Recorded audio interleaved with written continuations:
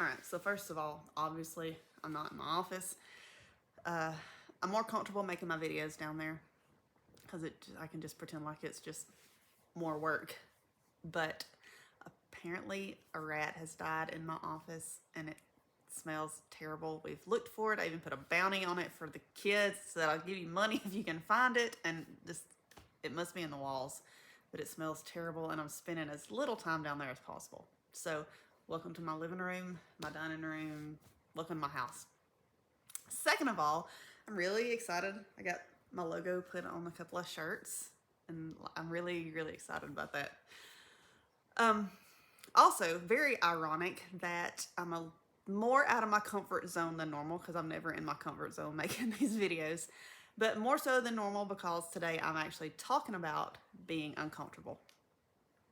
So, one of the things that I like to do is to grab, maybe pop some popcorn, grab a Dr. Pepper, and if the weather's yucky or cold, I don't like to be cold. I'm not comfortable being cold. I like warm weather. I'm a summertime person. So if the weather's not good, I might go down to my office and turn on a movie. Or if the weather's nice, like it is today, I'll go outside in the sunshine. I might read a book or listen to some music and crochet, watch the kids play. Those are things that bring me comfort. Things that I like to do, things that make me happy. And we all have things that bring us comfort. And it's good to have things that bring us comfort and to be comfortable.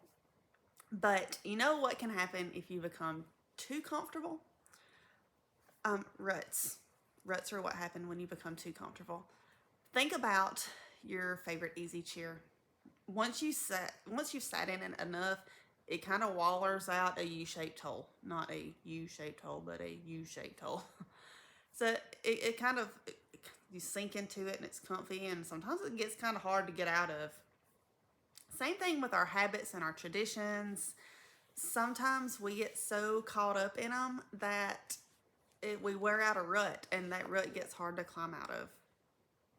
Um, but you know what the thing is that a lot of times God calls his children to do things that makes them uncomfortable. Take Moses, for example. So in Exodus chapters 3 and 4, Moses has already fled from Egypt, got married, he's tending the flocks for his father in law, and living comfortably in the land of Midian.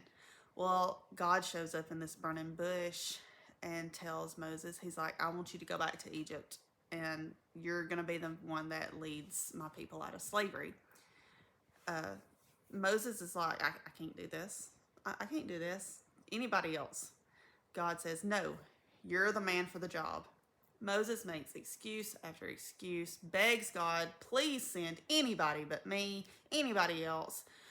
God says, no, you're the one that's going to do this. I'll be with you. I'll even send your brother Aaron to help you. Finally convinces Moses that he's able to do it, and Moses goes back to Egypt, ultimately leading God's people out of slavery, just like God said that he would. What about Esther? So Esther's living comfortably with her cousin Mordecai when the king decides that he needs a new wife. After a lengthy selection process, Esther's chosen for the job. She's the new queen. And so then she kind of has to settle into a new a new level of safety, of comfort, living in the palace there. Until Mordecai finds out about Haman's plan to eradicate the Jews. Mordecai goes to Esther and says, you can take care of this. You're the queen. Go petition the king for on our behalf. And she said, wait a minute. You know that anybody that goes before the king without being called, it's possible that they're subject to death. Like you can die if you go in front of the king without being called. And he hasn't called for me in several weeks now. And Mordecai says, who knows but that you were put into your royal position for precisely a time as this. He said, God's put you where you are for a reason.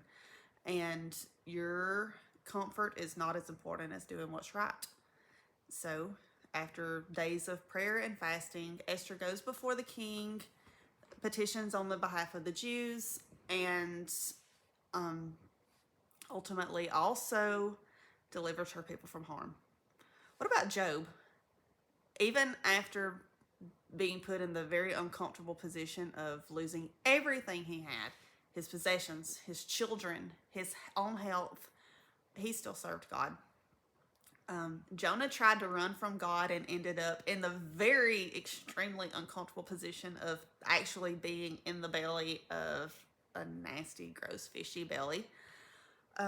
Daniel and his friends, Shadrach, Meshach, and Abednego, they all refused to bow down to or pray to the king and chose to serve God, even though they knew that doing so could make them lose not only their positions but their lives.